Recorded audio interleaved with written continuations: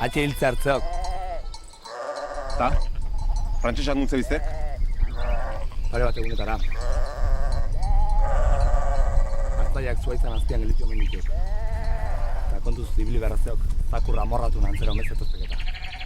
Horrek bosta esola. Gu garetxoko izki hau. Igilditu aiaitekin. Etxengo jak.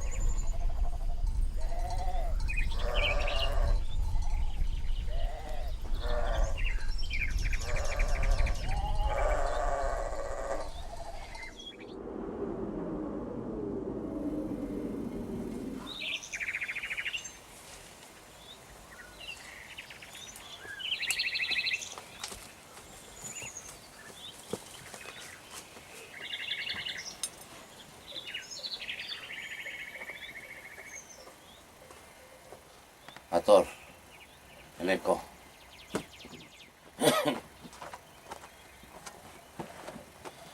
Gure honen bizitza jute arduk. Ez ditu garai errexak euskaldunontzat. Ez bata.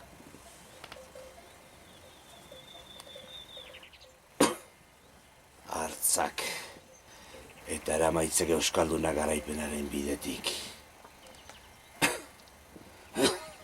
Nasei, eta? Izanari aske eta oa. Oa eta euskaldunak eutsi bide honetik.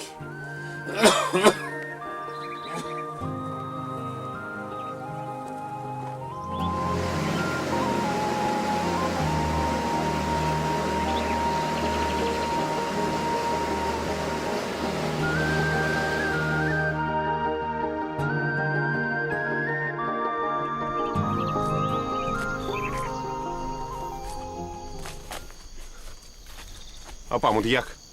Zure aita asko estimatzen genuen. Bai, baino lagunak, nire aita hilek. Orain frantsesen egin behar diagu. Eta 2 egunetara daude.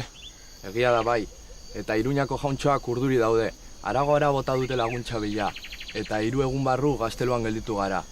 2 egunetan, oianean, sakon, eustea nahi dute. Otsoa, beti otso, arabikarrekin ez tratuik.